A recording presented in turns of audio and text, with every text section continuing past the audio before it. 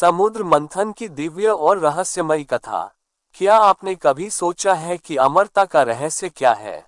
देवताओं और असुरों के बीच सबसे भयंकर युद्ध क्यों हुआ? और कैसे भगवान शिव नीलकंठ कहलाए? आज हम आपको सुनाने जा रहे हैं समुद्र मंथन की वह अद्भुत और रहस्यमयी कथा जिसने संपूर्ण सृष्टि की दिशा ही बदल दी।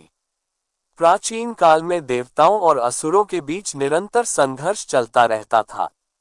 किंतु एक समय ऐसा आया जब दुर्वासा ऋषि के श्राप के कारण देवता अपनी शक्ति, तेज और वैभव खो बैठे।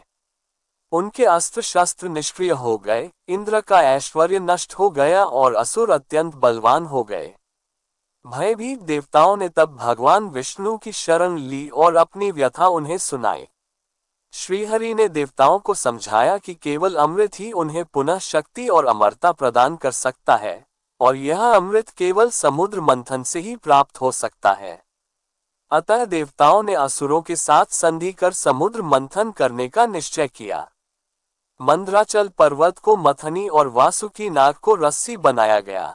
जैसे ही मंथन प्रारंभ हुआ, मंदराचल पर्वत समुद्र में डूबने लगा। तब भगवान विष्णु ने कूर्म अवतार धारण कर अपनी पीठ पर पर्वत को धारण किया और मंथन को स्थिरता प्रदान की। देवता और असुर पूरी शक्ति से वासुकी नाग को खींचने लगे, जिससे समुद्र में भयंकर हलचल मच गई। लहरें आकाश तक उठने लगी और संपूर्ण सृष्टि में अद्भुत कंपन फैल गया। इस मंथन से सर्वप्रथम हलाहल विष प्रकट हुआ, जो इतना प्रचंड और जहरीला था कि उसकी ज्वाला से त्रिलोक जलने लगा। देवता, असुर, मनुष्य, पशु पक्षी सभी भयभीत हो उठे। तब सबने करुणामय भगवान शिव की शरण ली। महादेव ने बिना किसी संकोच के उस विष को अपने कंठ में धारण कर लिया। विष के प्रभाव से उनका कंठ नीला पड़ गया और वे नीलकंठ कहलाए। माता पार्वती ने उनके कंठ को अपने हाथों से दबाकर विष को शरीर में फैलने से रोका, जिससे संपूर्ण सृष्टि की रक्षा हुई। ये त्याग और करुणा का अद्भुत उदाहरण था। इसके पश्चात मंथन से एक एक कर अनेक दिव्य रत्न प्रकट हुए। कामधेनु, जो मनचाहा फल देती थी, ऐरावत, इंद्र का दिव्य हाथी, उच्चैःश्रवा, 7 मुखों वाला दिव्य अश्व, कल्प वृक्ष, जो इच्छाओं की पूर्ति करता था, रंभा और मेनका जैसी अप्सराएं, तथा लक्ष्मी माता, जिन्होंने भगवान विष्णु को अपने पति रूप में स्वीकार किया। अंत में धन्वंतरी वैद्यराज अमृत कलश लेकर प्रकट हुए। अमृत को देखते ही असुरों की नीयत बदल गई और वे छल से अमृत हड़पने का प्रयास करने लगे। तब भगवान विष्णु ने मोहिनी रूप धारण किया। उनकी अनुपम सुंदरता देखकर असुर मोहित हो गए और अमृत वितरण का कार्य उन्हें सौंप दिया। मोहिनी ने चतुराई से देवताओं को अमृत पिलाया और असुरों को वंचित कर दिया। केवल राहु नामक असुर छल से देवताओं की पंक्ति में बैठ गया, किंतु सूर्य और चंद्रमा ने उसे पहचान लिया।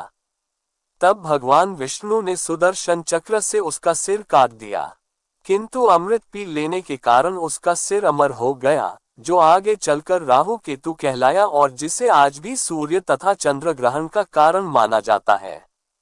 इस प्रकार देवताओं को अमृत प्राप्त हुआ और वे पुनः शक्तिशाली बने। असुरों का घमंड चूर चूर हो गया और धर्म की विजय हुई। ये कथा केवल अमृत प्राप्ति की नहीं, बल्कि त्याग, धैर्य, सहयोग, बुद्धिमत्ता और ईश्वर कृपा का अद्भुत संदेश देती है। यदि भगवान शिव हलाहल विष का पान न करते तो सृष्टि नष्ट हो जाती।